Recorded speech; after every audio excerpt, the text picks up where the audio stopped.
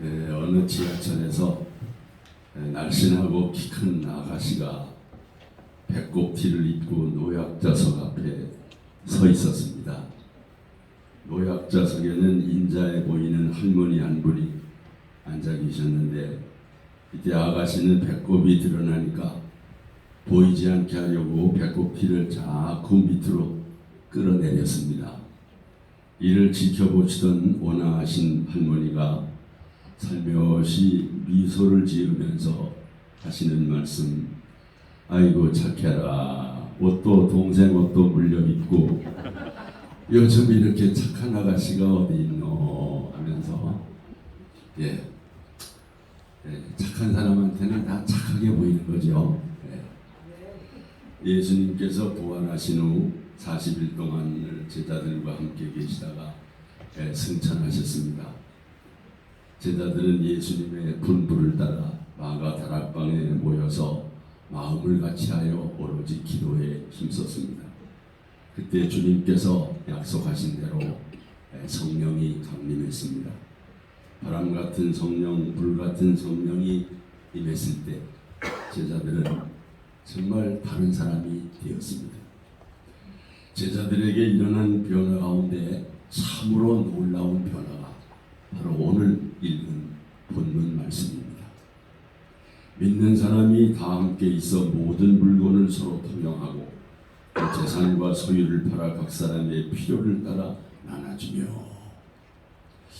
정말 놀라운 변화죠. 영성과 유진 피터스는 이 말씀을 이렇게 번역했습니다. 그들은 자신들이 가진 것은 무엇이든지 팔아 공동 자원으로 이용하면서 각 사람의 필요를 채워주었다. 요한웨슬레는 지갑이 회개해야 진짜 회개한 것이다, 이런 말을 했습니다. 예수 믿고 회개하고 성령을 받으면 물질관이 달라진다는 것입니다. 물질을 보는 눈이 달라진다는 거죠. 예수님께서는 마태복음 6장 22절에서 눈은 몸의 등불이니 그러므로 내 눈이 성하면 온 몸이 밝을 것이요 말씀했습니다. 여기서 말하는 눈은 그 무엇을 보는 관을 가리키는 거죠. 물질관, 가치관, 이런 걸 말하는 거죠. 성경은 예수님의 경제학 강의라고 할 정도로 돈과 재물에 대한 가르침이 많습니다. 어떤 물질관을 가지고 사느냐가 그의 인생을 좌우하기 때문이죠. 그러므로 그리스도인의 재물관은 대단히 중요합니다.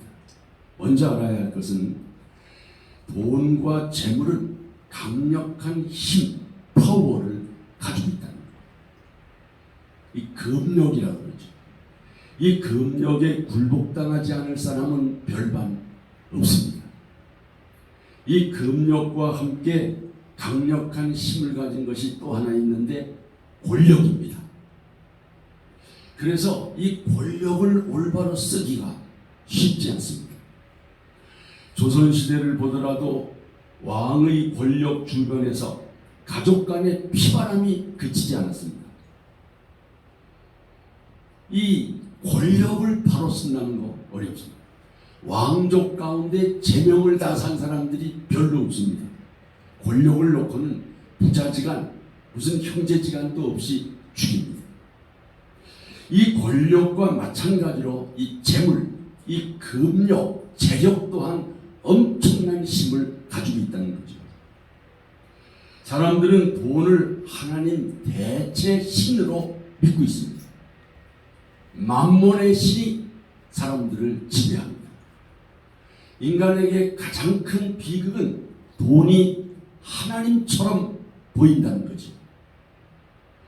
사람들은 돈이면 다다 이렇게 생각하고 돈의 지배를 받고 그 돈이 주인 노릇을 합니다. 돈이 주인이 되면 돈의 지배를 받는 돈의 노예가 되는 거죠.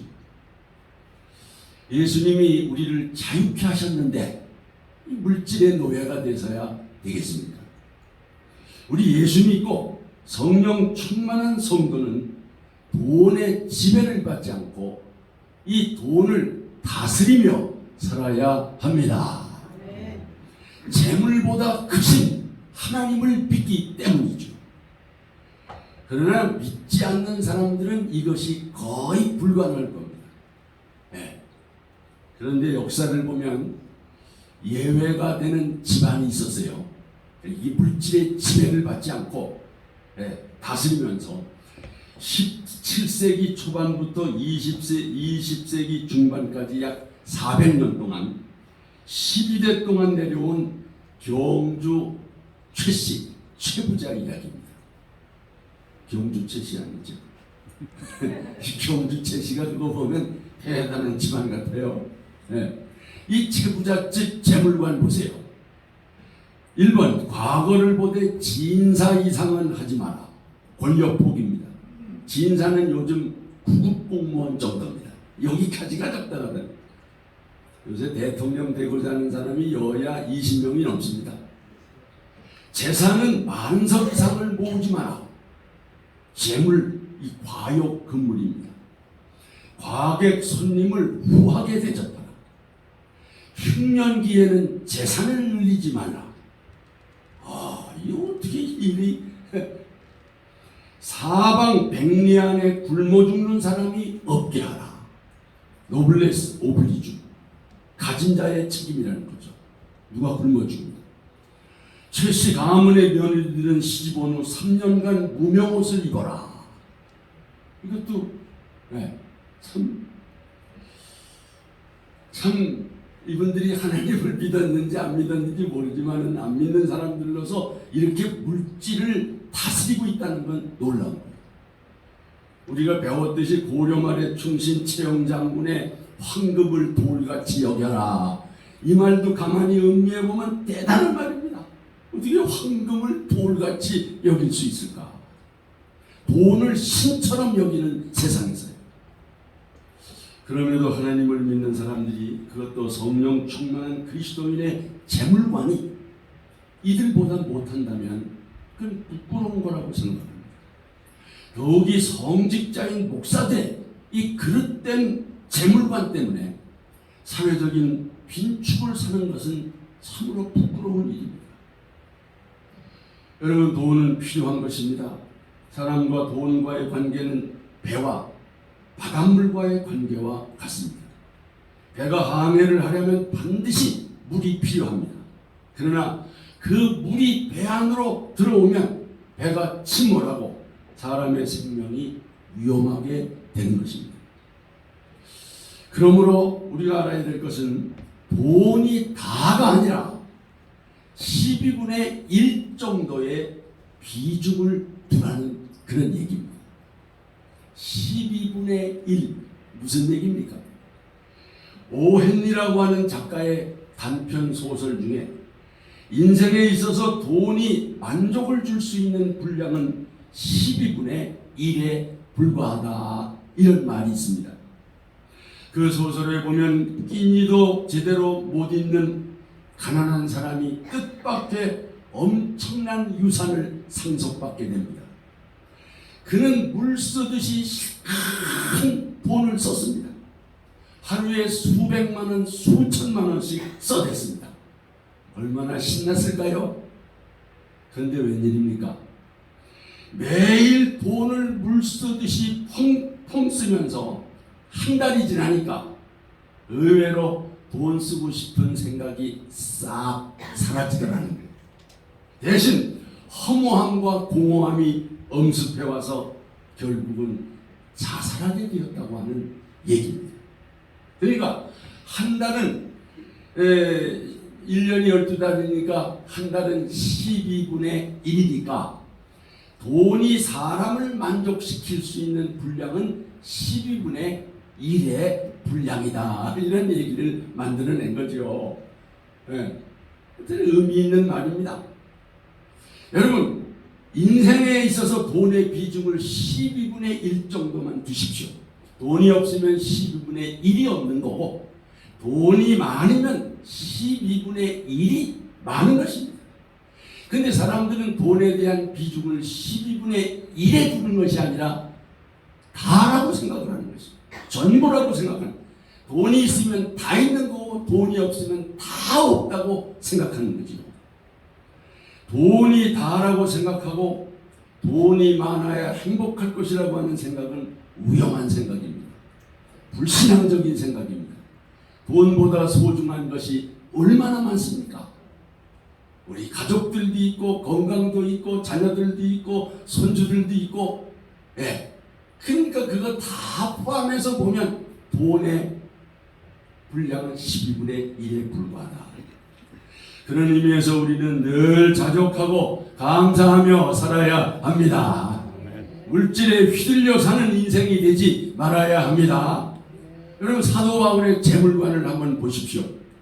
빌립보서 4장 11절에 내가 궁핍함으로 말하는 것이 아니니라, 어떤 형편에서든지 나는 자족하기를 배웠노니, 나는 비천에 처할 줄도 알고 풍부에 처할 줄도 알아 모든 일에 배고픔과 또 풍부와 궁핍에 처할 줄 아는 일체의 비결을 배웠노라. 어떻게 가능합니까? 내게 능력 주시는 자 안에서 내가 모든 것을 할 수 있느니라. 디모데전서 6장 8절에는 우리가 먹을 것과 입을 것이 있은즉 족한 줄로 알 것이니라. 그러나 자족하는 마음이 있으면 건거는 큰 이익이 되느니라. 그렇습니다. 돈이 적으면 불편할 수는 있으나 결코 불행한 것은 아닙니다. 돈이 많으면 불편은 줄일 수 있으나 곧 행복한 것은 아닙니다. 제 경우도 가만히 보면 사실은 제 소유가 별로 없어요. 예. 그래서 보편적으로 가진 집들 하나씩 갖고 있는데 저는 집도 사실은 없는 거죠. 예. 시골에 전답이 좀 있긴 하나 그거는 거의 값이 안 나가지 않는 거저도도 누가 가져가지 않는 그런 땅이 좀 있을 뿐입니다. 그러나 여러분, 저는 자족하고 감사합니다. 아멘. 우리 목사님 사모님들도 아마 다 그러실 것입니다. 예. 먹고 사는 것에 대해서 염려하지 않습니다. 주님께서 가르쳐 주신 기도처럼 일용할 양식을 구하고 일용할 양식을 매일 공급받고 삽니다. 예. 그러니까 행복한 거예요. 매주일이 감사하고 매주일이 감사주일이라는 거예요. 돈은 생활의 도구일 뿐입니다. 도구는 많아도 불편한 것입니다. 가령 한 집에 부엌칼이나 도마가 100개 이상 있을 필요는 없습니다. 보통 가정이라면 그냥 서너 개 정도 부엌칼이 있으면 됩니다. 근데 100개가 있다면 이거 어디다 갖다 둡니까? 그러면 결국은 없는 사람을 찾아 나눠주는 것이 마땅한 거죠. 물질이란 생활의 도구이니 필요 이상으로 쌓아놓는 것은 어리석은 것이다. 그래서 부자를 향해서 어리석은 자요 그랬지 않습니까? 전에 필리핀의 독재자 마르코스 대통령 부인 있잖아요. 이멜다 여사. 의복과 장신구들이 얼마나 많은지, 밍크 코트가 35벌, 드레스가 1200벌, 핸드백이 1500개. 우리 사모님들은 몇 개 정도나 있습니까? 핸드복. 많아도 10개 정도면 많으신 거죠. 근데 이 여자는 1500개. 브래지어가 500개. 이거 500개. 네. 구두가 3000켤레. 3000켤레. 여러분, 과연 이만큼이 필요한 거냐? 필요한 거냐? 요즘에 재산들 보면 10억, 20억, 그거 보면 대단들 해요. 그러나 짧은 인생을 살아가는데 그 많은 돈이 진짜 필요한 것이냐? 한번 생각해 보면, 재산 많고 부동산 많으면 관리하기 힘들지. 예. 돈이 생활의 도구로서 잘 사용하면 생활에 편리를 주지만 잘못 사용하면 해를 끼친다는 거죠. 돈 때문에 건강을 잃기도 하고 심지어 돈을 탐하다가 생명을 잃어버리는 사람이 얼마나 많습니까? 이것이 이보다 더 소탐 대신이 어디 있습니까? 어떻게 생명과 건강에 비할 바가 있겠어요? 돈을 탐하다가 가족을 상하게 하고 형제간의 불목과 불화의 원인이 되기도 합니다. 성경은 돈을 탐하는 자는 자기 집을 해롭게 한다. 잠언 15장 27절에 이익을 탐하는 자는 자기 집을 해롭게 하나, 이런 말씀이 있어요. 이처럼 사람들은 필요가 아닌 탐심에 끌려 산다는 거예요. 오늘 우리 주보 최창수 목사님 칼럼에 이 탐심이라고 하는 말씀 그대로입니다. 이런 사람은 평생 물질의 노예로 살 뿐 행복할 수는 없다는 거죠. 우리 목사님 사모님들 행복하기를 원하십니까? 다 행복하신 줄로 믿습니다.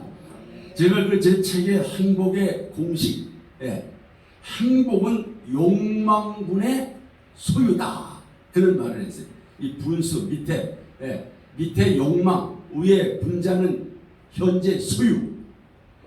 근데 인간의 욕망은 무한한데 반해 소유와 재물은 유한하기에 늘 부족을 느끼고 불만을 갖는다는 거죠. 이처럼 무한한 욕망이 이 분모에 자리 잡게 되면 아무리 많은 소유를 가진다 할지라도 불만을 가질 수밖에 없다는 거죠. 가난한 나라 사람들의 행복 지수가 높은 것은 밑에 분모, 욕망이 없기 때문에, 욕심이 없기 때문에 지금 있는 것 가지고도 행복하다는 거예요. 잘 사는 나라 사람들이 행복 지수가 낮은 것은 욕심이 많기 때문이다. 이제 우리나라도 선진국에 진입했다고 외국 사람들이 인정을 했대요. 뭐 국민들도 이 정도면 잘 삽니다. 그래도 행복 지수가 낮아요. 왜일까요? 욕심 때문에. 아직 더 가져야 되는데 조금밖에 없다는 거. 이 욕망이라고 하는 거, 이것 때문에, 헛된 욕심 때문에. 우리는 하나님께 소망을 두어야 합니다. 디모데전서 6장 17절에 네가 이 세대에서 구한 자들을 명하여 마음을 높이지 말고 정함이 없는 재물에 소망을 두지 말고 오직 우리에게 모든 것을 후히 주사 누리게 하시는 하나님께 두라. 저는 그 나는 자연인이다 이 프로를 좋아해요. 우리 목사님들도 많이 좋아하시는 것 같아요. 그 자연인들, 산속에 들어가서 혼자 사는 사람들 다 행복해 돼. 다 병들었었는데 치유를 받았대요. 이유는 뭡니까? 산에 들어오면서 욕심을 버린 겁니다. 다 얻어보니까 소용없다는 거예요. 그 욕심이 없으니까 다 쓰러져가는 집 한 칸도 아주 행복한 거예요. 욕심을 버릴 때 있는 것에 자족할 수가 있다는 거예요. 그러나 사람들의 욕심은 끝이 없습니다. 불길을 향해 돌진하는 불나방처럼 물질을 향해 끊임없이 달려가다가 돌이킬 수 없는 파멸에 이르게 되는 거죠. 그래서 성경은 경고합니다. 디모데전서 6장 10절 돈을 사랑함이 일만하게 뿌리가 되나니 이것을 탐내는 자들은 미혹을 받아 믿음에서 떠나 많은 근심으로서 자기를 찔렀도다. 물질이라는 게 뭡니까? 이 물질은 예수 믿기 전에 우리의 옛 주인이었습니다. 그때는 우리가 물질의 지배를 받았어요. 그때는 돈이 다라고 생각했습니다. 그러나 이제 우리가 예수님을 구주로 믿고 예수님을 새로운 주인으로 받아들였습니다. 이제 우리는 물질을 다스리면서 살게 된 거죠. 그럼에도 아직도 재물과 하나님과 재물을 겸하여 섬기는 사람들이 있다는 거죠. 우리 믿는 사람들 중에. 그러나 예수님은 물질은 결코 주인이 될 수 없다고 말씀하시겠습니다. 마태복음 6장 24절에 한 사람이 두 주인을 섬기지 못할 것이니 너희가 하나님과 재물을 겸하여 섬길 수 없느니라. 예수님만이 오직 우리의 주인 되심을 믿습니다. 하나님만이 우리 인생의 주인이심을 믿습니다. 그 증거가 뭐냐? 이제 물질은 우리의 주인이 아닙니다. 그 증거가 바로 옛 물질을 하나님 앞에 굴복시키는 거, 헌금입니다. 헌금을 드리는 거. 그 중에도 11조가 바로 이제는 물질이 내 주인이 아니라 하나님만이 나의 주인입니다. 11조는 돈이 아니라 신앙 고백이죠. 이제 하나님만이 나의 주인입니다. 저는 이제 두 주인을 섬기지 않겠습니다. 그 증표로 옛 주인인 물질을 새 주인이신 하나님께 굴복시킵니다. 그 신앙 고백이. 그런데 11조를 드리지 못하는 성도들은 마치 저는 아직도 두 주인을 섬기고 있습니다. 하나님도 저의 주인이고 물질도 저의 주인입니다. 이런 고백이에요. 이렇게 두 주인을 섬기는 것은 마치 결혼해서 아내가 있는 사람이 옛 애인의 사진을 수첩에 넣고 다니는 것과 같다. 여러분, 하나님만 사랑하기를 원합니다. 그래서 우리는 물질을 다스리면서 살고 물질을 잘 써야 한다는 거죠. 근데 이 물질을 잘 쓰는 것이 쉽지를 않습니다. 여러분 기억하십시오. 돈을 버는 것은 기술이고 그 돈을 잘 쓰는 것은 뭐라 그랬어요? 예술이다 그랬어요. 네. 우리는 하나님의 청지기로서 내게 맡겨주신 물질은 내가 책임있게 관리하고 사용해야 합니다. 내게 맡겨진 돈은 내가 살아있는 동안 내가 바르게 쓰고 가야 할 돈입니다. 쓰지 못하고 남겨진 돈은 엄격히 말하면 내 돈이 아니라 남의 돈입니다. 남의 돈을 벌기 위해서 애쓰는 사람은 어리석은 사람입니다. 사람들은 모아놓은 돈이 내 돈인 줄로 아합니다. 아닙니다. 내 돈은 내가 쓴 돈이고 쌓아놓은 돈은 내 돈이 아니라 남의 돈입니다.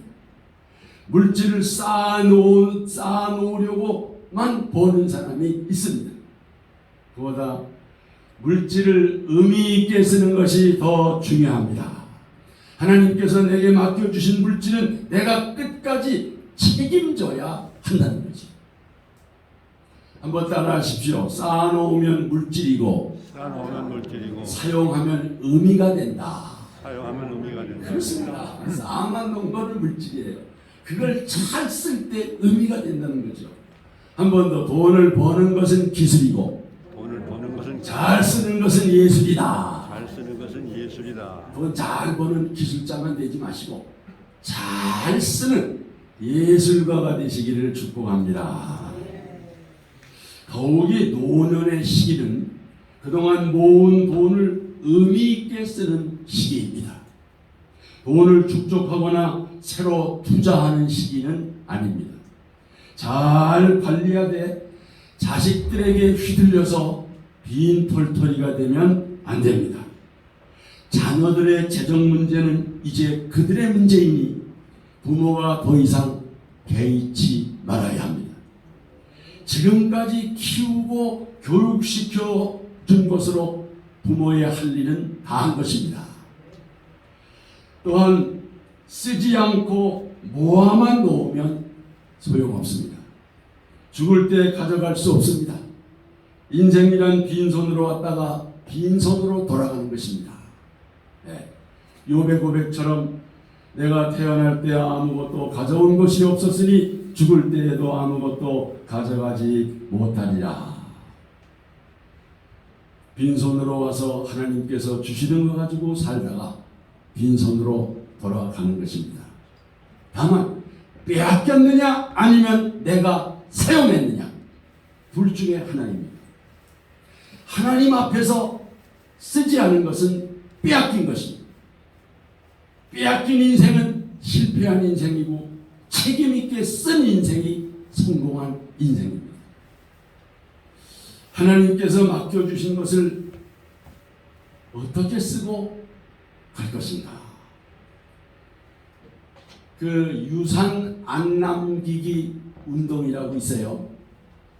청교도들이 남겨둔 중요한 전통 가운데 하나인데 정확히 말하면 유산을 자녀들에게 물려주기보다 교회에 헌납하거나 사회에 환원하는 청교도들의 아름다운 전통을 가리킵니다. 유산을 자녀들에게 물려주지 않는 것이 왜 중요하냐? 자녀들이 부모의 유산을 의지하기보다 하나님을 의지하게 하고 스스로의 인생을 개척하게 하는 것이 중요하다고 합니다. 우리 주변에 이 유산 때문에 자녀들끼리 갈등이 있고 집안 간에 어려움이 있는 그런 가정들이 꽤 있습니다. 네. 그래서 누군가가 말하기를 유산이야말로 자식들에게는 가장 유해한 핵폭탄이다, 그런 말이 있습니다. 이 유산이 많으면 자녀들의 이 눈길이 달라진다는 거죠. 그래서 자녀들에게 재산을 물려주는 것이 좋은 것만은 아니다. 그래서 지구촌의 이동원 원로 목사가 아이들이 어렸을 때부터 늘 이런 얘기를 들려줬대요. 아들들아, 여기는 아들만 있는가 봐요. 아빠와 엄마는 너희들이 자라가는 과정에 있어서 공부를 하는 동안에는 최선을 다하여 지원해 줄 거야. 그리고 너희들의 결혼 비용까지는 도와줄 수가 있겠어. 하지만 결혼한 다음부터는 전적으로 너희들의 힘과 노력으로 살아가거라. 아빠가 말이야, 이 세상을 떠날 때 돈이 조금 남아있을지 몰라. 그런데 그 돈은 아빠가 미리 유언장에 써놓은 대로 너희들에게 돌아갈 돈이 아니란다.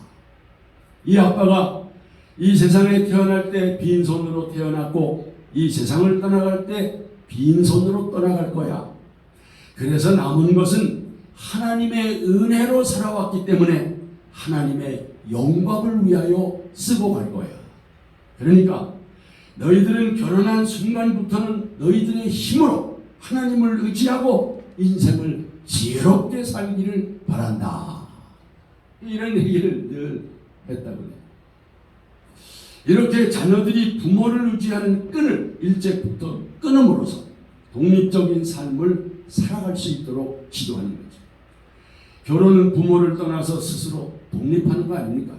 사람이 그 부모를 떠나, 그러니까 떠나야죠. 끝으로 이 물질을 어떻게 써야 하나?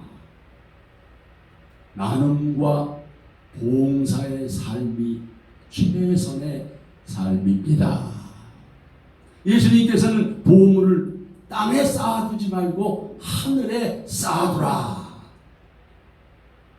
그리스도인의 재물관에 대해서 요한의 신뢰가 아주 중요한 3대 원칙을 설계했지 않습니까? 첫째, 힘껏 돈을 벌어라. 열심히 땀 흘려 돈을 벌어라. 이 점에 있어서 우리는 그 법정 스님의 무소유와는 달라요. 우리는 힘껏 일해서 소유할 수 있습니다. 많이 가질 수 있습니다. 첫 번째.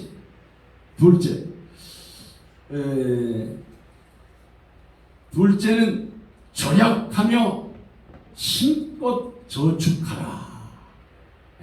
열심히 벌고, 둘째는 절약하고, 그리고 셋째가 뭡니까? 될 수 있는 대로 많이 나눠주라. 나눠주라.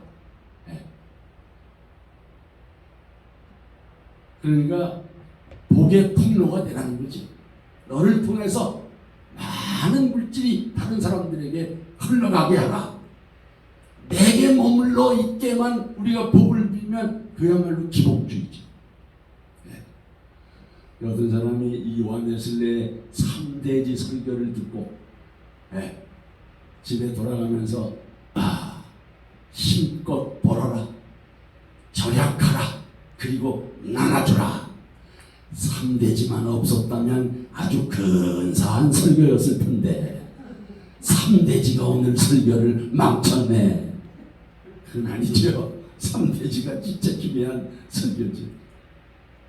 웨슬리 목사는 부지런히 일하고 벌어서 근검 절약하고 아끼되 구두쇠처럼 살지 말고 나누고 선한 일을 도모하라는 거예요. 자신은 89세에 죽었는데 요한 웨슬리가 남은 것은 오로지 성경책, 안경, 2개의 숟가락, 하나의 차 주전자, 그리고 입었던 가운 한 벌, 낡은 코트 한 벌밖에 없었다고 합니다.